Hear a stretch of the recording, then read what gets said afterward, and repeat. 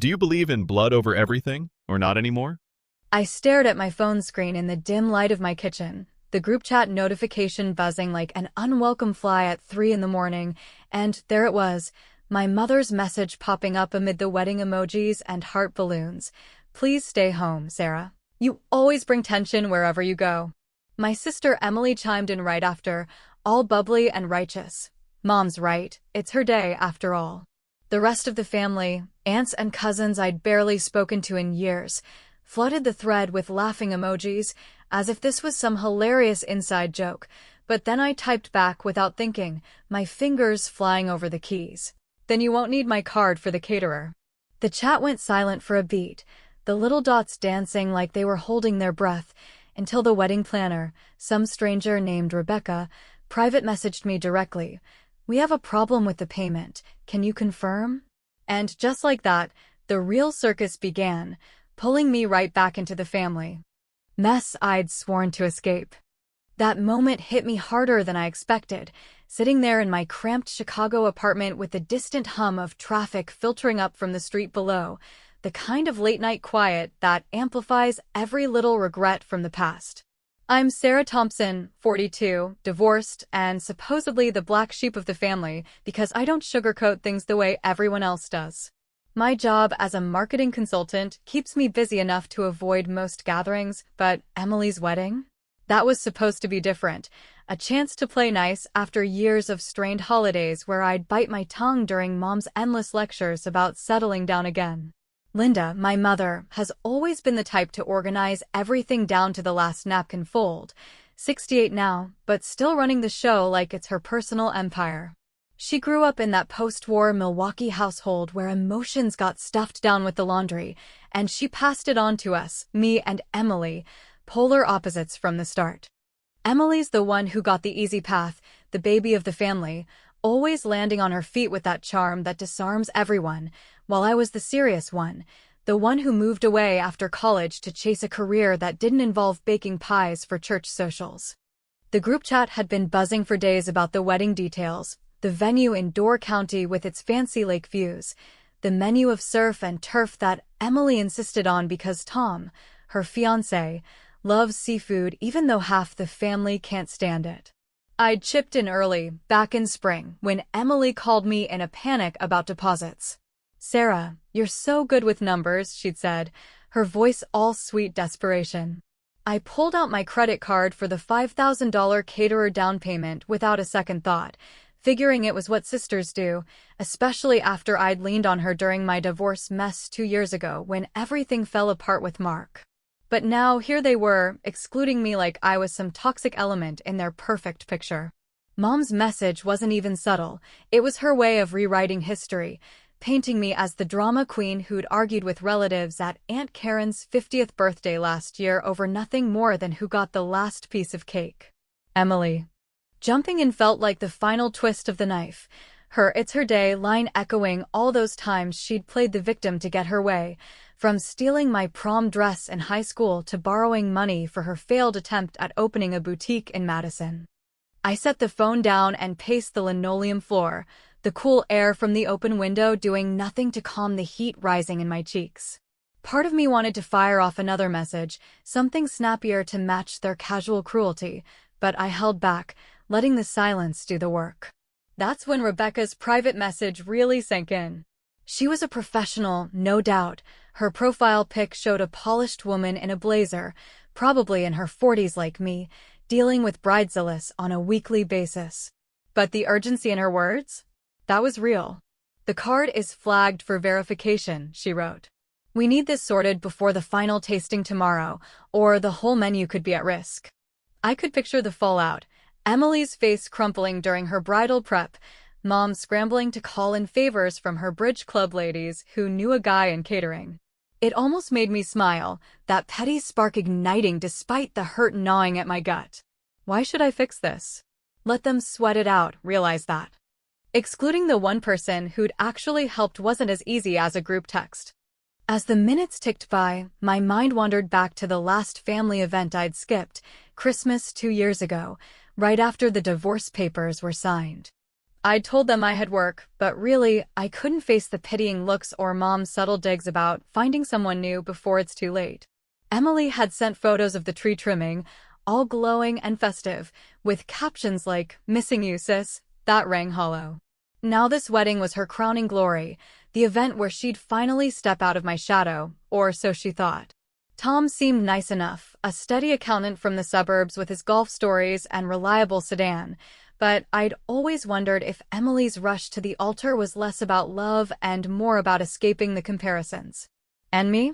I was the cautionary tale, the one who dared to leave a bad marriage and build something on my own, even if it meant solo dinners and quiet weekends. My phone lit up again, this time with a call from Mom. I let it go to voicemail, listening later to her voice, clipped and authoritative. "Sarah, don't be dramatic. This is Emily's moment. We can talk after." Talk after? Like always, sweeping it under the rug with a casserole and forced hugs.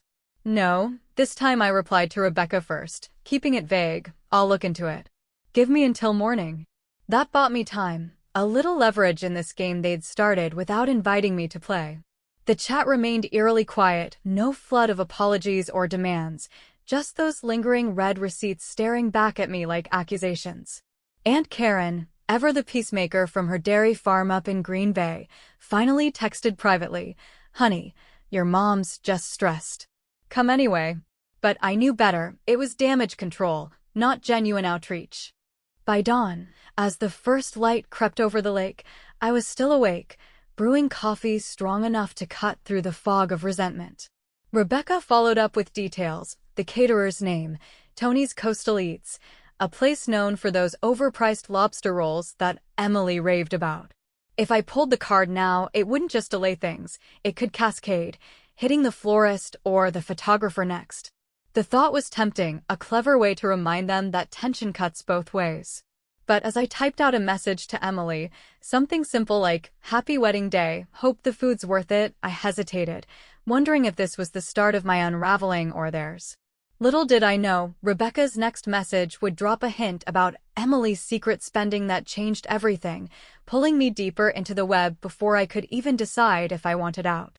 The morning light filtered through my half-drawn blinds like a reluctant intruder, casting long shadows across the cluttered kitchen table where my phone lay, still humming with the aftershocks of last night's digital showdown, and as I poured my second cup of coffee, the bitter steam rising to match the sour taste in my mouth, I replayed Mom's voicemail in my head, her voice that familiar blend of command and condescension, insisting I was overreacting to what she called a light-hearted suggestion about skipping the wedding, as if barring me from Door County was on par with not inviting me to a backyard barbecue.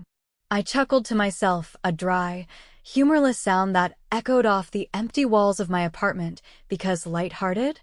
That word didn't belong in the Thompson family vocabulary any more than forgiveness did after one of our blow-ups, like the time Emily accidentally wrecked my vintage Mustang in high school and Mom smoothed it over by buying her a new bike instead of making her pay up.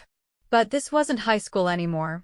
We were adults, or at least pretending to be, with Emily on the cusp of vows and me holding the financial thread that could unravel her big day faster than a cheap veil in the wind. I finally picked up the phone and scrolled through the group chat, which had come alive sometime after dawn, a flurry of messages from cousins and aunts piling on like they were at a virtual intervention. Aunt Karen leading the charge with her usual folksy wisdom about blood being thicker than water, or whatever proverb she pulled from her endless supply, but underneath it all lurked the panic, especially when Emily jumped in with a voice note that played on loop in my mind, her tone shifting from indignant to wheedling as she begged me not to ruin everything over a silly text, as if my exclusion was the punchline and not the wound. Mom followed with a wall of text, detailing how stressed Emily was with the final fittings and the out-of-town guests arriving, implying that my presence would only add to the unnecessary strain. A polite way of saying I was the family equivalent of a storm cloud over their sunny celebration, and I could almost hear her tapping away in the kitchen of our old Milwaukee house, surrounded by bridal magazines and lists that dictated who got what role in this production. It stung, sure, The way they circled the wagons without a second thought to the sister who'd fronted real money when their plans hit snags. But it also lit a fire, that clever itch to push back without going full scorched earth. Because why not make them feel the pinch I'd been nursing for years? Rebecca's next message popped up mid-sip, attaching a detailed invoice that broke down the caterer's costs line by line. The lobster tails at $200 a pop, the custom cake tiers that Emily had obsessed over during our planning calls. And her note was all business, underscoring the urgency with phrases like, immediate action required, to avoid penalties that could balloon the bill by another $1,000. I leaned back against the counter, the cool granite pressing into my back as a smirk tugged at my lips, because here it was, my leverage laid out in black and white, a tangible reminder that their dream event rested on my say-so. And instead of confirming right away, I forwarded the whole thing to the family chat with a neutral caption. Heads up, caterers needing verification on the deposit. Anyone stepping in? It was petty, I knew, the kind of move that would make Mia, my lunch buddy from work, shake her head and call me out for turning family into a transaction, but damn if. It didn't feel satisfying. Watching the typing bubbles multiply like rabbits in spring, Mom's response a rapid-fire defense about how I'd offered the card voluntarily, Emily's a tearful emoji-less plea that bordered on hysteria, and even Uncle Bob from downstate chiming in with a joke about eloping to save the hassle, his humor falling flat amid the tension. As the day wore on, squeezed between client meetings in my downtown office where the lake view did little to distract from the buzzing notifications, the chat devolved into a mess of half apologies and accusations, Mom pulling the guilt card by reminiscing about all the sacrifices she'd made raising us alone after Dad's heart attack 10 years back, a low blow that twisted the knife because I'd been the one holding her hand through the grief while Emily partied her way through community college. I ignored most of it, focusing instead on Rebecca's follow-up emails that hinted at broader issues, like how the venue was already grumbling about partial payments on the ballroom setup.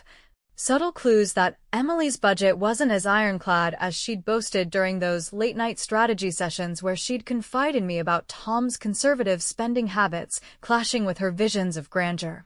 By afternoon, during a break in the conference room with its stale donuts and flickering fluorescence, Emily's private message landed like a lifeline thrown from a sinking ship, her words spilling out in a confessional rush. She'd siphoned a chunk from the caterer fund for an emergency deposit on her wedding dress alterations, nothing major. Just a few thousand to fix the bodice that didn't sit right after her latest juice cleanse, but the fear in her typing was palpable, laced with that sisterly vulnerability she only trotted out when cornered, promising to pay me back double after the honeymoon if I just smoothed things over with Rebecca. I stared at the screen, the office hum fading into white noise as I waited, the easy path of bailing her out again, perpetuating the cycle where I was the reliable one and she the star, or holding firm for once. Letting the financial strain bubble up like it should have years ago when she blew through her inheritance on that ill-fated trip to Europe instead of saving for a house down payment. The revenge was subtle, satisfying in its wit. I replied to the chat with a simple, working on it, buying more time while privately texting Rebecca to hold off on any reversals, knowing it would force Emily to squirm through the evening rehearsals without certainty. But as the sun dipped low over the skyline, casting the room in orange hues, my phone rang with Rebecca's number, her voice on the other end carrying not just updates on the invoice, but a whisper of something bigger. Like vendor gossip about Emily's other shortcuts that could derail the whole weekend if not handled delicately. Leaving me gripping the receiver, heart pounding with the thrill of impending chaos and the nagging question of how far I'd let this game go before it consumed us all. By the time Friday rolled around, the weight of the week's drama had settled into my bones like the damp chill seeping through Chicago's streets, and as I navigated the crowded sidewalks toward that coffee shop in Wrigleyville, the ivy-covered walls of Wrigley Field looming in the distance like a reminder of games won and lost, I couldn't shake the knot in my stomach from Rebecca's cryptic call the night before, her voice dropping low as she mentioned details Emily shared in confidence that might explain the rush spending and the overall frenzy building toward the wedding weekend. I'd agreed to meet her without thinking it through, curiosity overriding the smart part of me that screamed to stay out of it, because if there was dirt on Emily's perfect life, I wanted to hear it straight. Not filtered through the family grapevine that twisted everything into Mom's favor. The shop was one of those cozy spots with mismatched chairs and the rich aroma of espresso pulling in the lunch crowd, locals in Cubs gear chatting about the off-season trades, and I claimed a corner table by the window, nursing a black coffee that burned going down as I waited. My mind racing through scenarios where Emily's secrets could flip the script on who the real troublemaker was in this mess. Rebecca arrived 5 minutes late, looking every bit the harried professional in her tailored pantsuit and sensible heels, her hair pulled back in a no-nonsense ponytail that matched the efficient way she slid into the seat across from me, setting down her planner binder with a thud that drew a glance from the barista. She wasted no time on small talk, ordering a quick latte before diving in, her eyes scanning the room like she was checking for eavesdroppers, and what she laid out hit me like a curveball from those old family softball games at the lake house, where Emily always struck out but got a pass because she batted her lashes. Turns out, during one of their private fittings, Emily had opened up to Rebecca about cold feet, not the usual jitters but real doubts tied to Tom's behavior at last year's office holiday bash. Whispers of him getting too cozy with a coworker after one too many eggnogs, nothing confirmed, but enough to make her question if this marriage was just a band-aid on their mismatched rhythms. Rebecca phrased it delicately, like she was reciting from a script she'd used 100 times, but the implication landed heavy. Emily, the unflappable one, cracking under the pressure of a union that might mirror my own failed run with Mark, where the cracks started small and ended in court papers. I stirred my coffee slowly, forcing a laugh that came out sharper than intended, quipping about how Tom's idea of scandal was probably flirting with the dessert tray, but inside, it stirred something ugly, a mix of schadenfreude and reluctant sympathy. Because if Emily was hiding this, it explained the frantic spending, like drowning sorrows in designer alterations to feel in control. We talked logistics next, Rebecca pulling out the binder to show me the updated timeline, her pen tapping rhythmically as she explained how the temporary hold on the Caterer deposit had rippled out, delaying the floral deliveries and putting the band on notice, all while Emily fielded calls from vendors with that forced cheer she mastered in sales jobs before landing her gig at the ad agency. It was almost comical, the way Rebecca described the bride's composure fraying at the edges, dropping hints about cutting corners elsewhere to cover the dress fiasco, like skimping on the guest favors or negotiating down the photographer's rate without telling Tom.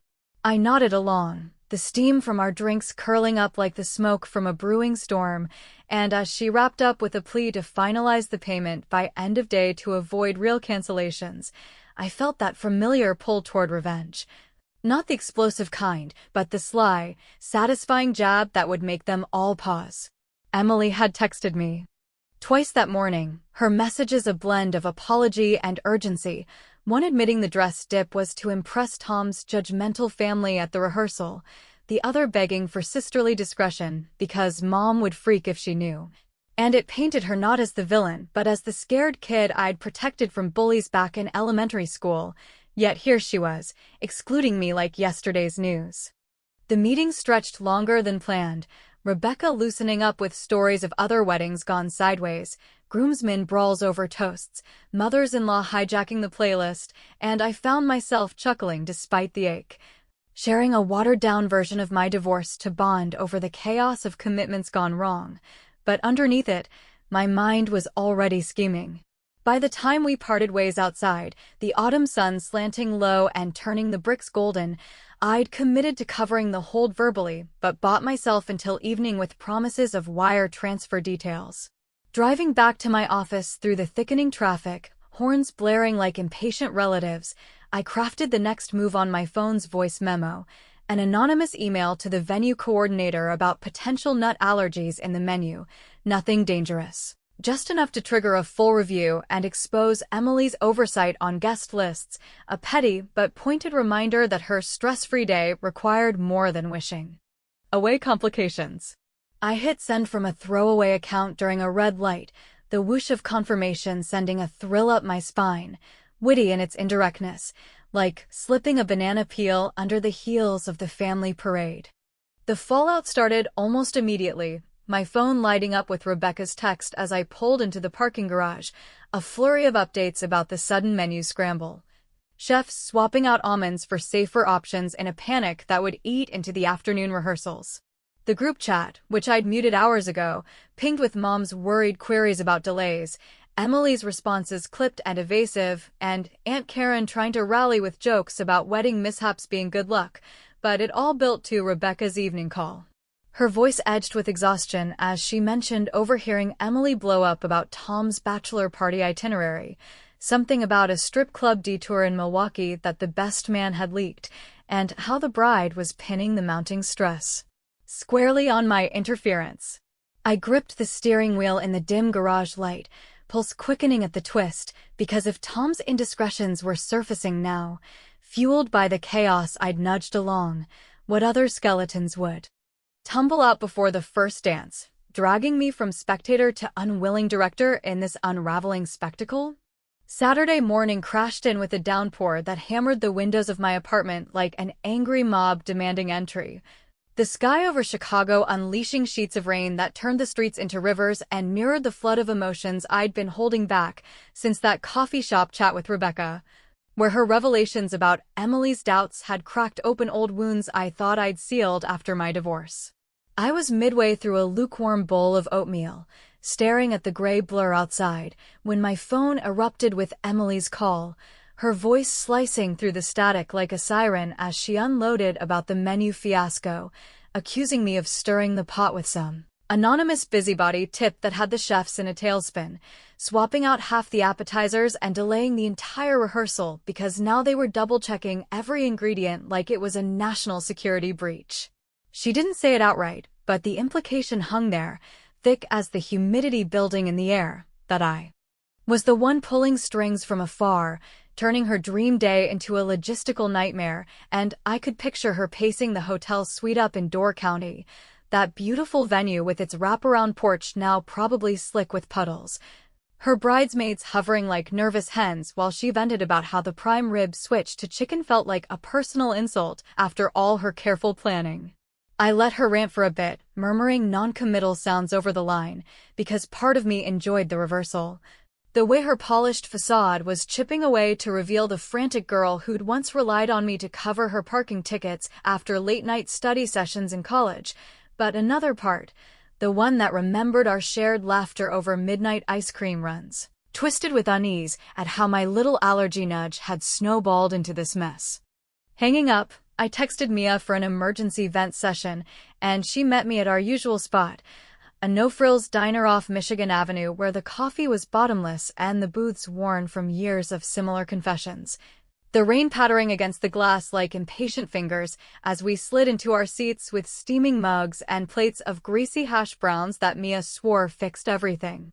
She listened with her trademark eye rolls, shaking her head at the saga as I spilled about the payment holds and the secret doubts Rebecca had leaked, quipping that the Thompson wedding sounded like a bad episode of some reality show where the drama queens traded crowns mid-season, and I laughed along that light, self-deprecating humor bubbling up to mask the guilt creeping in because Mia nailed it when she said my revenges were starting to look less like justice and more like sinking to their level, turning me into the very tension-bringer Mom accused me of being. We talked through the drizzle letting up. Outside, Mia sharing her own family horror stories about her brother's elopement that left half the relatives out in the cold, literally during a blizzard, and it eased the knot in my chest just enough to remind me why I kept her around, to call out my pettiness before it spiraled. But as we parted with a soggy hug under the awning, my phone buzzed with Rebecca's conference call invite, pulling me back into the fray with vendors on the line discussing the ripple effects, her steady voice cracking. Only once when she mentioned Emily's blowout with Tom over the prenup revisions he'd snuck in last week, a detail that landed like a sucker punch because it echoed the financial traps I'd navigated post-divorce, making me wonder if Emily's rush to the altar was less romance and more a desperate grab for stability she'd always envied in my independence. The real ambush came that afternoon when Mom showed up at my door uninvited, her umbrella dripping onto the hallway rug as she pushed past with that determined stride she'd used to march us to church every Sunday. Her face a map of exhaustion lines deepened by the wedding stress, and she didn't waste words on pleasantries, launching into a plea right there in my entryway about releasing the funds and dropping the games for Emily's sake. Her eyes welling up in a way that tugged at the daughter in me who'd once bandaged her knees after garden falls. But when I pressed her on the skimping details, why Emily's budget was suddenly a house of cards, Mom's gaze slid away toward the rain-streaked window, muttering about private matters and old family loans that had been stretched thin since Dad's passing. Hints of cash quietly funneled to Emily's ventures without my knowledge, like the down payment on her condo that I'd assumed came from her own savings. It fueled the fire low in my gut. That exclusion from the inner circle where decisions got made behind closed doors, and as she left with a half-hug and promises of talking it out post-wedding, I fired off my next revenge from the couch, forwarding an old email chain to Aunt Karen. Innocent stuff, really, Emily's past white lies about paying back borrowed money for her art phase, but enough to plant seeds of skepticism in the family mediator who'd always taken Mom's side. The move was clever, witty in its subtlety, like slipping truth serum into the punch bowl without anyone noticing the aftertaste. By evening, as the storm cleared to leave the city air fresh and electric, the group chat had turned into a virtual coliseum, accusations flying my way from cousins I'd waved to at funerals. Emily's messages laced with that frustrated edge she got when plans derailed, calling the whole thing a ridiculous cluster of delays that had her bridesmaids scrambling for backups. While Mom tried to shush it all with calls for unity that rang as hollow as the thunder fading in the distance.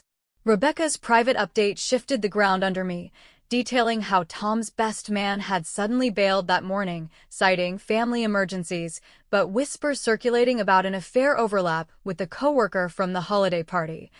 Emily swearing it was all smoke, but her desperation bleeding through in every word as she begged the planner to keep it quiet. I paced the living room, the hardwood cool under my feet, weighing the moral tangle of my sabotages. Had they unearthed real rot, or was I the catalyst? Turning whispers into wildfires, when Emily's voice note arrived, her tone raw and breaking over the speaker. "Sarah, please, if you don't step in with the caterer now, this wedding might not even happen tomorrow, and then where does that leave us all?" The plea hung in the air, heavy with unspoken histories and the precipice of total unraveling, leaving me frozen with my thumb over the reply, torn between one final push and the abyss staring back. The wedding day broke with a deceptive clarity, the sun rising over Door County like it had something to prove after the previous night's storm, casting a golden haze across the venue's manicured lawns where guests in linen suits and floral dresses began to gather, chatting about the drive up from Milwaukee and the unexpected weather flip as if it were all part of the charm. I'd made the decision in the wee hours, after Emily's voice note had played on repeat until it etched itself into my skull, her raw plea cutting through the armor I'd built over years of being the overlooked sister. And instead of firing back with another delay on the caterer, I'd wired the funds through Rebecca with a curt note that bought my silence, but not my absence. I slipped into the back pew of the outdoor chapel like a shadow, dressed in a simple navy shift that blended with the crowd, my heart pounding with the mix of vindication and vulnerability as the string quartet tuned up and the scent of fresh lilacs from the arbor mingled with the lake breeze. Mom was everywhere, flitting about in her mother-of-the-bride suit with its pearl buttons, directing ushers and fussing over seat cards, her eyes skimming past me without a flicker of recognition at first, while Emily waited in the bridal suite, no doubt steeling herself for vows that now carried the weight of all those unearthed doubts Rebecca had whispered about during our last hurried exchange. As the ceremony kicked off, the officiant in his starched collar droning through readings about eternal bonds and weathering storms, ironic, given the literal one we'd just endured, I watched Tom stand at the altar, his face a stiff mask of contentment, fiddling with his cufflinks in a way that screamed nerves, and it hit me how much this mirrored my own wedding day a decade ago, the forced smiles hiding the undercurrents that would later pull everything under. Emily appeared then, gliding down the aisle on Dad's old friend's arm since he'd been gone these 10 years, her gown catching the light in a cascade of lace that screamed every penny of that secret alteration fund, and for a split second, our eyes locked across the rows, hers widening in shock, then narrowing with a flash of betrayal that made my stomach twist because showing up uninvited was my final, unspoken revenge, the witty intrusion that said I wouldn't be erased so easily. The vows exchanged with just enough conviction to satisfy the photographer, rings sliding on with murmurs of forever that rang hollow against the backdrop of Tom's recent bachelor party whispers and the prenup clauses Emily had confessed to Rebecca in a moment of weakness. And as they kissed to polite applause, I slipped out to the reception tent, the air thick with anticipation and the clink of champagne flutes toasting a union that felt more fragile than festive. Rebecca found me by the bar, her planner poise intact but her eyes shadowed from the overnight fire drills, and she handed me a discreet envelope with the final invoice stamped paid, murmuring thanks laced with a warning about the bounce check from Emily's personal account for the florist, a damning slip that confirmed the financial tightrope they'd all been walking without looping me in. Those quiet family loans Mom had hinted at now looking like lifelines thrown only to the favored child. It was the clue that crystallized everything, the favoritism that had simmered since childhood, when Emily got the solo in the school play and I the behind-the-scenes props, extended into adulthood with bailouts for her wins while I scraped by on my own post-divorce grit. The reception swirled around us, relatives dancing to covers of old Motown hits under twinkling lights strung like stars, Aunt Karen pulling me into a hug that smelled of floral perfume and relief, whispering about how glad she was I'd come despite the silly text drama, but her words carried an undercurrent of the doubts I'd planted with that email chain, glances darting toward Emily as she cut the cake with Tom, their smiles not quite reaching their eyes. My big play came during the toasts, when I cornered the DJ in a quiet corner of the tent, slipping him a USB with that old family video reel I'd unearthed from my closet the night before, grainy footage of childhood birthdays and lake vacations. Emily's tantrums over lost toys juxtaposed with my patient interventions, Mom's voiceovers praising the perfect little family, while the edits highlighted the imbalances. Nothing overt, but enough to draw uneasy chuckles from the crowd when it played on the screens, the laughter shifting to awkward pauses as relatives pieced together the narrative of overlooked efforts and uneven affections. Emily's face flushed crimson from the head table, her glare slicing through the guests toward me, and later, as the band struck up the first dance, she cornered me near the dessert spread, her bouquet trembling in her grip, hissing accusations about sabotage and uninvited meddling that bordered on hysteria, while Tom lingered awkwardly nearby, his discomfort palpable in the way he avoided my gaze.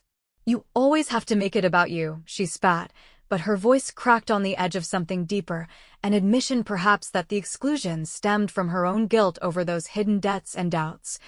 Or maybe from Mom's long-standing narrative that painted me as the disruptor to protect her golden girl status.